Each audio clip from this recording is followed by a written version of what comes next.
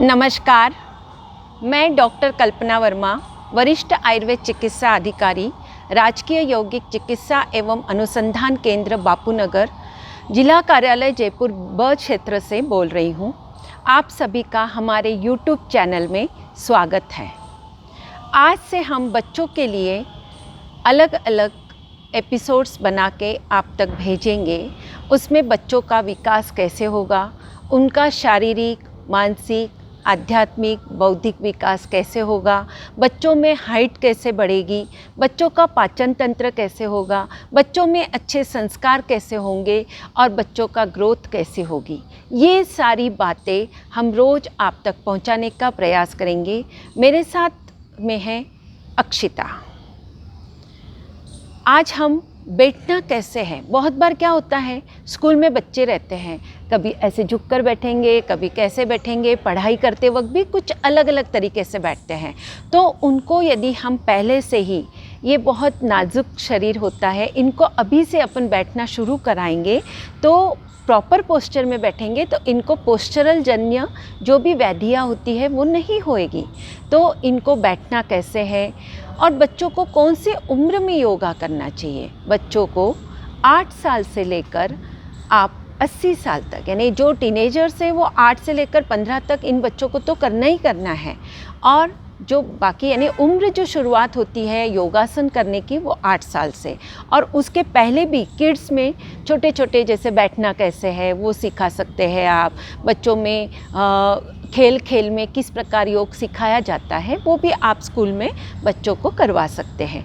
आइए अब बैठना कैसे है, आज हम बैठने वाला वीडियो आप तो बताएंगे कि बच्चों को बिठाना कैसे है। अब सुखासन कैसे बैठते हैं, सुखासन का मतलब बस ऐसे कैसे भी, ये आलती पालती ये पैर है ना नीचे करके, हाँ कैसे भी बैठ गए।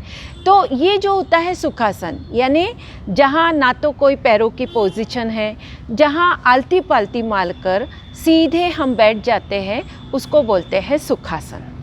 ये है बैठने का एक पोस्चर। आसन का मतलब होता है कि स्थिरता पूर्वक कितनी देर तक हम आसन में बैठते हैं। तो ये है सुखासन। जिनको किसी भी आसन में नहीं बैठता आता है वो आलती पालती मार के बैठेंगे।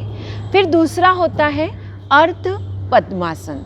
अर्ध पद्मासन लगाने के लिए राइट पैर ऊपर उठाएंगे और राइट पैर को इस प्रकार रखेंगे कि आपका पैर का तलवा बाईं जंघा पर रहेगा और दूसरे हाथ से, दोनों हाथों से ज्ञान मुद्रा लगाएंगे। ये है अर्ध पद्मासन। अर्ध पद्मासन यानी हाफ लोटस। अब पूर्ण पद्मासन लगाने के लिए दूसरा पैर ऊपर उठाएंगे श्वास लेते हुए, और दोनों पैरों के तलवे इस प्रकार रहेंगे कि आपके कमल के जैसे, यानी लोटस पोस्चर होता है, और रीढ़ स्तंभ सीधा रखेंगे और आंखें कोमलता से बंद करेंगे। ये है लोटस पोस्चर। अब लोटस पोस्चर में या बच्चे जैसे यदि अर्ध पद्मासन में बैठते हैं तो उनका वर्टिब्रल कॉलम सही रहता है और उनकी हाइट सही बढ़ने लगती है। मेरुदंड सीधा रखने से कंसंट्रेशन भी बहुत अच्छी तरह से होता है। अब नेक्स्ट है सिद्धासन। सिद्धासन के लिए क्या करना है, जैसे पहले आप दोनों पैर खोल लो, ठीक है। अब धीरे धीरे राइट पैर को घुटने में मोड़ते हुए एडी सिवनी नाड़ी के पास लगाना है। फिर दूसरा पैर ऊपर उठाना है और एडी के ऊपर एडी रखनी है, हाँ ऐसे, और फिर फैला दें। ये सिद्धासन है। रीढ़ स्तंभ सीधा, सीना तना हुआ, ये सिद्धासन की पोजीशन होती है।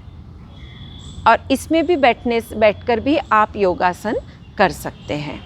अब महिलाओं के लिए सिद्ध योनि आसन होता है, वो इसी प्रकार होता है। इसमें थोड़ा सा और पास में लेकर आपके एडी के ऊपर एडी, इसमें कोशिश करें टखने के ऊपर टखना है, और दोनों पैर इस प्रकार रहते हैं। और जो पैर ऊपर होता है वो आपका, जैसे यदि मान लो बायां पैर है तो वो दाई जंघा के बीच में, जो पिंडली और जंघा के बीच में जो गैप होता है उसमें पैर को फंसाया जाता है।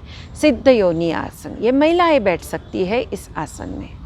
और ये बच्चों के लिए, जैसे हम अलग अलग आसन आपको बता रहे हैं। अगला होता है वज्रासन। वज्रासन के लिए हम लोग इस साइड मुंह करेंगे, दोनों पैर के अंगूठे आपस में मिला लो, अंगूठे, हाँ रीढ़ स्तंभ सीधा रखो, आंखें कोमलता से बंद करो। ये जो वज्रासन है ये भोजन के पश्चात ही किया जाना वाला आसन है। तो बच्चों में ये आदत लगाए कि भोजन के पूर्व भी 5 मिनट पहले भी आप कर सकते हैं और भोजन के पश्चात 10 मिनट। यानी ये आसन ऐसा है कि आप ध्यानात्मक आसन भी है, यदि आपको ध्यान लगाना है, पढ़ाई करना है या आपको आपके वर्टिब्रल कॉलम को सीधा रखना है, पाचन तंत्र को सही करना है, तो आप इस वज्रासन में बैठने की आदत बच्चों में लगाएंगे। रिलैक्स।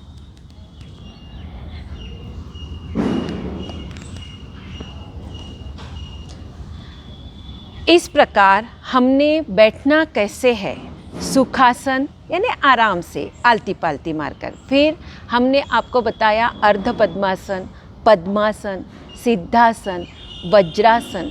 इस आसनों में बैठकर आप आपके योगासन या बच्चों में बैठने की आदत लगाएंगे तो बच्चों का रीढ़ स्तंभ सीधा रहेगा, उनका कंसंट्रेशन सही रहेगा।